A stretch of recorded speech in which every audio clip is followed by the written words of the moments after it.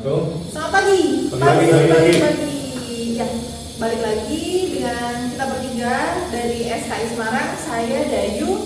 Saya Setio. Saya Firman. Nah, kali ini kita bertiga mau membahas tentang bukunya yang masih kemarin, berpikir dan berjiwa besar. Untuk kali ini kita akan membahas bab 3 ya, yaitu apa mas judulnya? Membangun kepercayaan dan hancurkan ketakutan ya. Oke, jadi kita gimana caranya membangun rasa percaya diri dari kita mengalahkan ketakutan tersebut ya mas ya. Mungkin kalau dari Mas Setio dulu nih, setelah membaca bab tersebut, mungkin ada poin-poin apa nih yang mau disampaikan nih? Poin-poinnya bagus sih menurutku. Bab 3 ini mengajarkan kita untuk bagaimana sih kita membangun kepercayaan kita, dan harusnya kita meninggalkan ketakutan-ketakutan yang sering kali kita hadapi untuk kita tumbuh berkembang gitu. Tumbuh berkembang ya. Baik, di sini kan kalau aku baca sendiri ya, sebenarnya kadang-kala kita merasa sudah mengatasi ketakutan itu dengan cara menghibur diri. Dalam artian misalkan ini nih, kita khawatir tentang sesuatu, agamanya mungkin tentang pekerjaan dan lain sebagainya, lalu kita kayak menghibur diri, udahlah semua juga bakal nggak apa-apa kok. Padahal sebenarnya menurut di buku ini, dan aku sih setuju ya untuk pandangan di buku ini, penghiburan terhadap ketakutan itu hanya bersifat sementara, sedangkan ketakutannya sendiri itu masih bersifat nyata. Jadi kita memang harus menghadapinya. Oleh karena itu, salah satu cara untuk menghadapinya itu kita harus mengenalinya terlebih dahulu supaya bisa mengatasinya. Terus kalau menurut Mas Firman sendiri gimana nih? Dari yang aku baca di bab 3 ini, aku menemukan beberapa contoh menarik sih Mbak. Kalau kita menghadapi ketakutan tuh kita harusnya langsung menghadapi contoh seperti buku ini, kayak para anggota militer Amerika itu ketika mereka kan banyak yang bisa berenang saat itu, mereka dipaksa tuh nyemplung ke kolam yang tingginya mungkin hanya 1,8 meter, tapi namanya orang takut kan, ya tetap aja merasa wah ini gimana. Tapi ketika mereka sudah masuk, sudah nyemplung, ketakutan itu ketika sirna gitu loh. Sometimes apa yang kita takutkan tuh sebenarnya itu ada di pikiran kita gitu loh. Dan mungkin karena orang tersebut, aku pernah mendengar satu kata-kata ya, sesuatu yang tidak kita ketahui hanya akan membuat kita takut. Ya, seperti mungkin yang para tentara Amerika tersebut, mereka yang belum pernah sama sekali berenang, akhirnya kan memunculkan overthinking ya, ketakutan dalam pikiran mereka sendiri, takut tenggelam, takut misalkan kehabisan napas atau kemasukan air. Padahal ternyata setelah mereka melakoni, ternyata cuma sedikit doang. Nah, di sini juga ada kata-kata ya, untuk ketakutan itu sebenarnya musuh orang sukses nomor 1, karena ketakutan itu menghentikan orang memanfaatkan peluang. Mungkin seperti yang tadi Mas Setio infoin ya Mas ya. Jadi saat kita takut itu, kalau kita tidak bergerak, kita nggak akan ibaratnya merubah sesuatu. Mengambil tindakan ya. Mengambil tindakan, kita tidak akan merubah sesuatu itu sendiri. Jadi kita harus mengambil tindakan untuk merubah.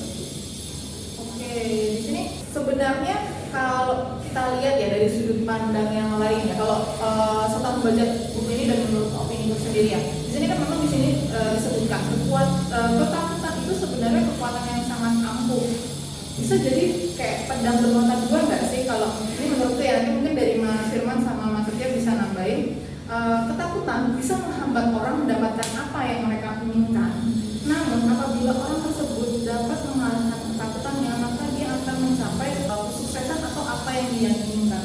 Ini kalau menurut Mas Firman sendiri gimana Mas? Kalau menurut aku sih sebenarnya manusiawi ya, manusia itu pasti semua punya rasa takut terhadap sesuatu, A, B, C, D. Cuma jangan biarkan itu menguasai alam pikiran kita sehingga kita tidak berani bergerak atau melakukan sesuatu. Untuk ketakutan tuh, cuman kita, menurut saya pribadi sih, ketakutan itu harus kita bedakan antara ketakutan waspada sama nekat ya. Ya kadang-kadang kan orang merasa gak takut padahal sebenarnya dia nekat. Padahal ketakutan itu sebenarnya membuat kita waspada, kita berpikir. Tapi kembali tadi, kalau ketakutan terlalu menguasai kita, jadi kita jadi nggak bergerak, jadi kita tidak bisa melihat peluang. Karena kan overthinking itu membuat, aduh ini gimana ya, maju nggak ya, itulah membuat kita tertahan di situ. Padahal di depan sana mungkin banyak peluang yang menunggu kita. Kalau kita sambut gitu. Kalau kita sambut ya. Iya. Kalau dari Mas Setio sendiri balik nggak? Kalau aku ngomong ini bakalan sedikit keluar dari sini ya. Apa? Kita ada konsep memilih dan menerima.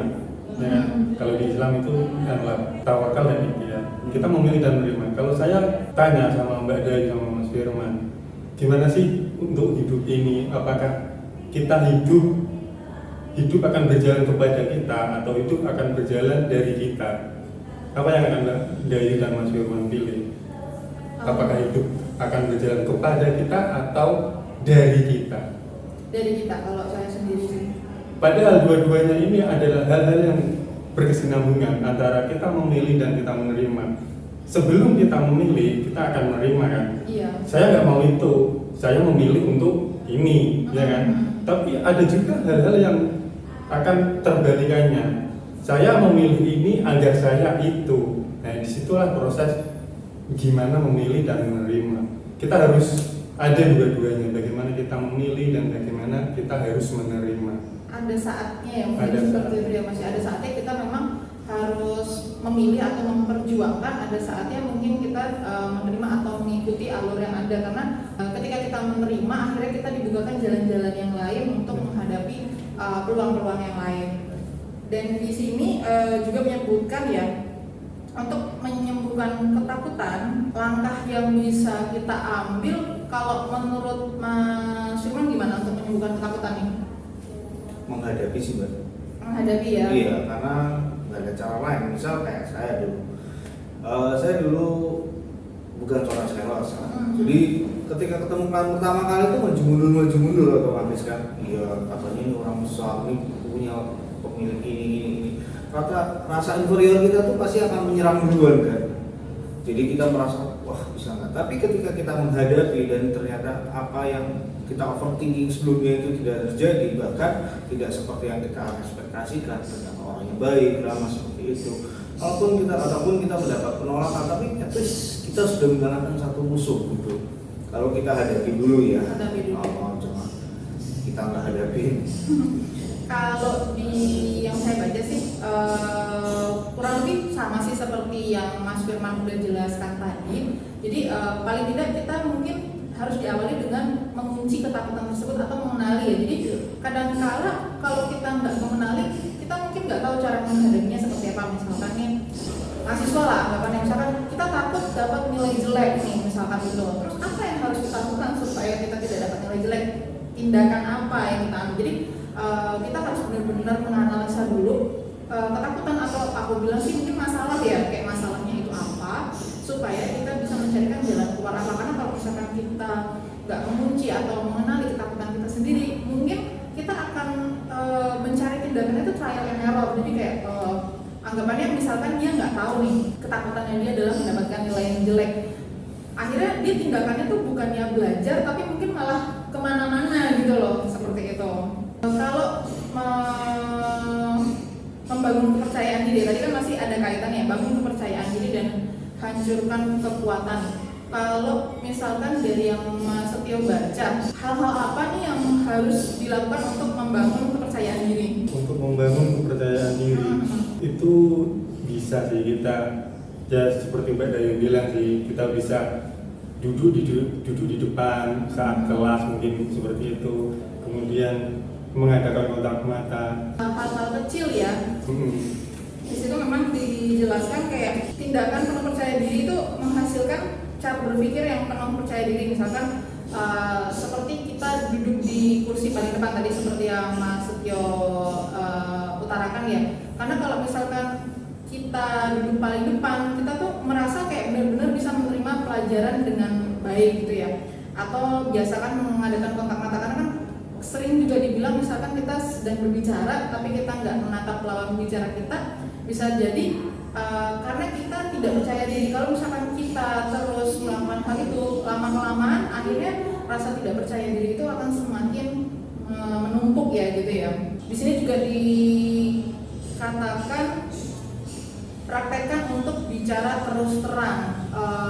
Jadi kalau misalkan nih, kalau kemarin sih aku baca ya, jadi kalau misalkan kita terbiasa mengatakan ide-ide kita, mengatakan pikiran-pikiran kita secara terus terang, kita akan kayak terlatih jadi terbiasa. Sedangkan kalau misalkan kita tetap nge-keep atau menimbun ide-ide pikiran kita, sama seperti tadi kalau kita membiasakan hal-hal kecil itu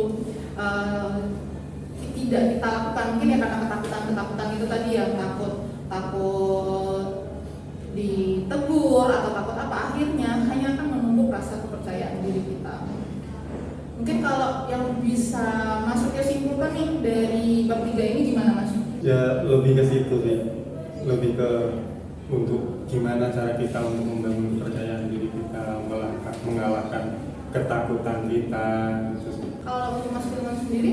Bab 3 ini bagus karena banyak diberi tips-tips Mbak. Jadi ketika misal kita takut, kayak tadi Mbak Dayu, kita takut menghadapi suatu ujian, kita belajar. Kan ada solusi konkretnya seperti itu. Misal kita takut untuk memutuskan sesuatu, kita bisa dengan meminta opini orang atau menghilangkan keraguan itu. Karena keraguan sebenarnya itu memperbesar ketakutan sih. Betul. Satu hal yang membuat saya tertarik kepada buku ini, ada satu bagian, satu part dari buku ini, yaitu dari J.C. Penney, itu salah satu orang terkaya di merupakan orang terkaya di Amerika. Dia bilang selalu lakukan yang benar, mengerjakan sesuatu yang benar gitu.